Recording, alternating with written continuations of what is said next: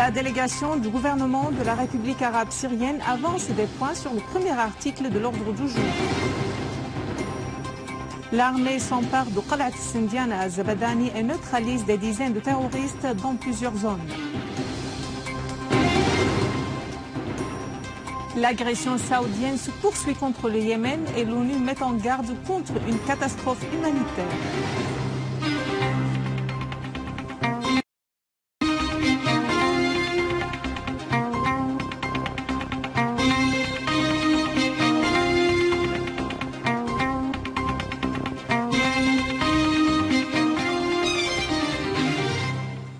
Mesdames et messieurs, bienvenue à vous tous à ce bulletin. La délégation du gouvernement de la République arabe syrienne a présenté lors de la première séance des réunions de deuxième jour de deuxième round de la rencontre préliminaire consultative de Moscou des points sur le premier article de l'ordre du jour intitulé « Évaluation de la situation actuelle ». Les points avancés par la délégation du gouvernement de la République arabe syrienne sont les suivants. Règlement de la crise en Syrie par des voies pacifiques sur une base consensuelle et à partir des principes de la déclaration de Genève 1 adoptée le 30 juin 2012. Appel à la communauté internationale d'exercer des pressions sérieuses et immédiates sur toutes les parties arabes, régionales et internationales, notamment la Turquie, la Jordanie, l'Arabie saoudite et le Qatar, pour qu'elles mettent fin à tous les actes soutenant le terrorisme, dont le financement et l'armement des terroristes, ainsi que la facilitation de leur accès en Syrie. Appel à la communauté internationale d'annuler immédiatement l'embargo et toutes les mesures coercitives et unilatérales imposées à l'État syrien. Les résultats de tout processus politique doivent se baser sur la souveraineté nationale et la volonté populaire. Consolidation des réconciliations nationales et soutien à l'armée arabe syrienne dans la lutte contre le terrorisme.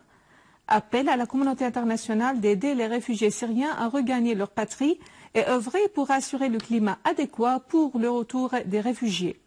Les fondements de tout processus politique résident dans les points suivants. Préservation de la souveraineté nationale et de l'unité de la Syrie. Préservation des institutions de l'État et conjugaison des efforts pour développer leurs prestations. Engagement à la libération de tous les territoires occupés. Le dialogue national intersyrien sous une direction syrienne est loin de toute ingérence extérieure et la seule voie pour parvenir à un règlement politique. Appel à la communauté internationale de soutenir l'accord conclu à Moscou en prélude à l'adopter lors de la conférence de Genève 3.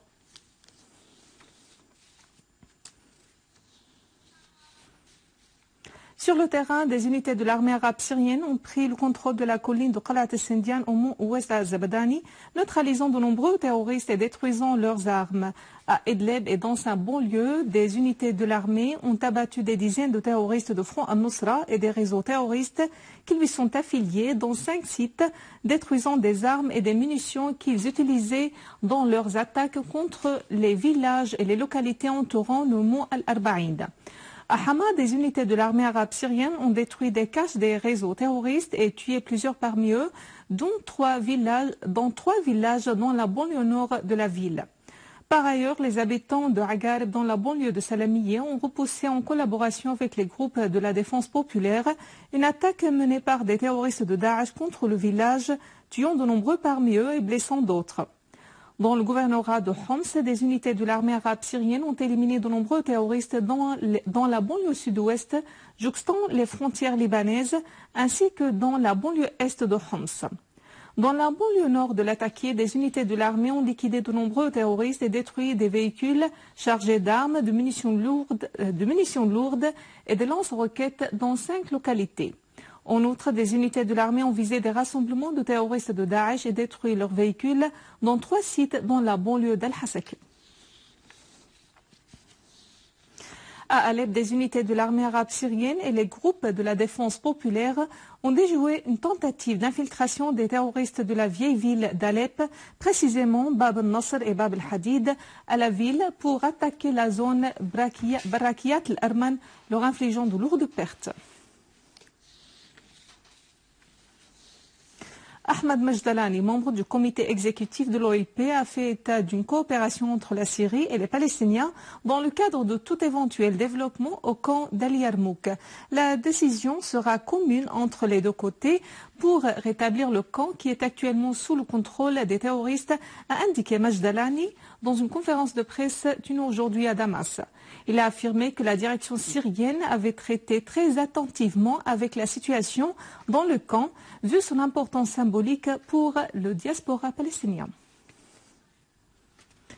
4500 paniers d'aliments, en plus d'autres matières, ont accédé dans les deux villages Yalda et Babila dans la banlieue de Damas.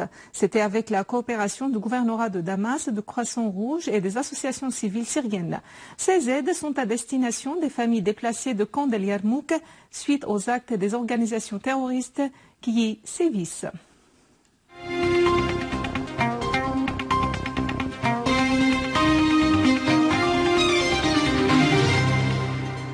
Pour la troisième semaine consécutive, l'agression saoudienne et du Golfe s'est poursuivie contre le Yémen, coûtant la vie à des centaines de civils, en majorité des enfants et des femmes. Des dizaines de civils ont été tués dans des raids menés par les avions de combat des Saouds contre un souk au nord de Sanaa et des maisons à l'ouest de la capitale. En outre, les avions de combat saoudiens ont mené hier des raids sur la zone de Mran à Saaba et la ville de Taz, alors que la DCA de l'armée yéménite avait visé les avions de l'Alliance saoudienne et du Golfe dans le gouvernorat de Dammar. Par contre, les forces de l'armée yéménite ont pris le contrôle de la ville de Ataq dans le gouvernorat de Chabwa à l'est du pays. Pour sa part, le porte-parole du secrétaire général de l'ONU, Stéphane Dujarric, a mis en garde contre l'aggravation de la situation humanitaire au Yémen qui se solderait par une catastrophe humanitaire. Pendant ce temps, le guide suprême de la révolution islamique en Iran, Ali Khamenei, a indiqué que l'agression contre le peuple yéménite est un crime et un génocide. Khamenei a fait savoir que l'agression menée par l'Arabie saoudite contre le Yémen est pareille à ce que fait l'entité sioniste contre Gaza, assurant que l'Arabie saoudite avait commis une erreur en attaquant le Yémen. Il a affirmé que le meurtre des enfants et la destruction des maisons et des infrastructures au Yémen est un grand crime. En Irak, l'armée de l'air a visé des postes des terroristes de Daesh dans les gouvernorats de Saladin, Al-Anbar, Kirkuk et Ninive. Des dizaines de terroristes ont été tués dans ces opérations, alors que les forces irakiennes ont désamorcé nombre d'engins explosifs et détruit des caches des terroristes. Les forces irakiennes avaient repris en contrôle 3 zones à Al-Anbar et éliminé près de 77 terroristes. C'était dans le cadre de l'opération d'envergure de la libération d'Al-Anbar déclenchée pour libérer des zones à l'est du gouvernorat. Sur un autre plan, des terroristes de Daesh ont exécuté 10 médecins pour avoir refusé de soigner des blessés de Daesh au sud de Mossoul.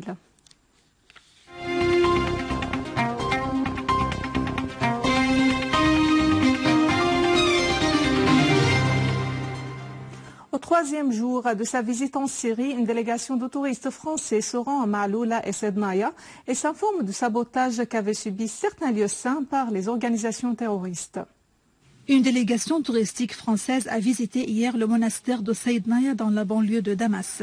Un programme a été mis en place pour la délégation pour visiter plusieurs sites touristiques et historiques en Syrie. À Maaloula, les touristes se sont rendus au monastère de Marsarkis et Bachos, l'église de Saint-Jean et le monastère de Saint-Thècle. Ils ont témoigné de la destruction et du sabotage qu'avaient subi ces lieux saints historiques par les terroristes. Alors c'est vrai que c'est très triste de voir toutes ces destructions, tout ce patrimoine qui a été abîmé.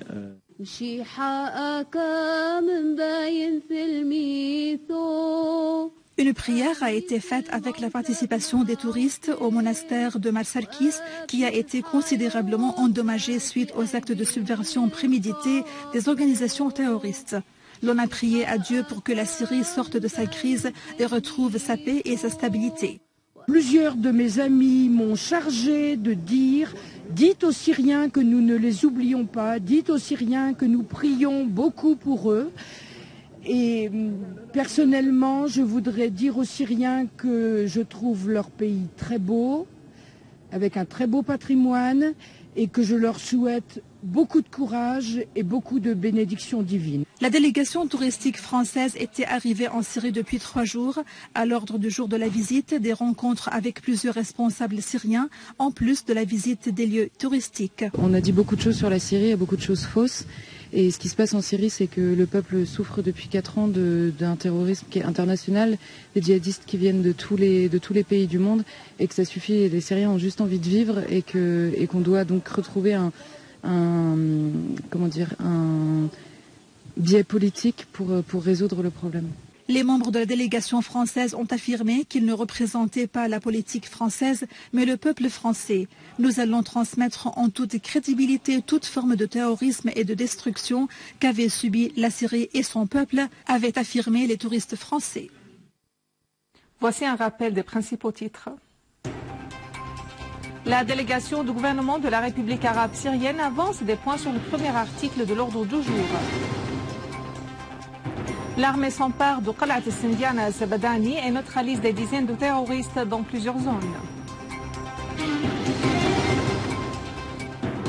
L'agression saoudienne se poursuit contre le Yémen et l'ONU met en garde contre une catastrophe humanitaire. Mesdames et messieurs, c'est la fin de notre édition. Pour la revoir, visitez notre site web syriaonline.sy. Merci à vous, merci à toute l'équipe. Au revoir.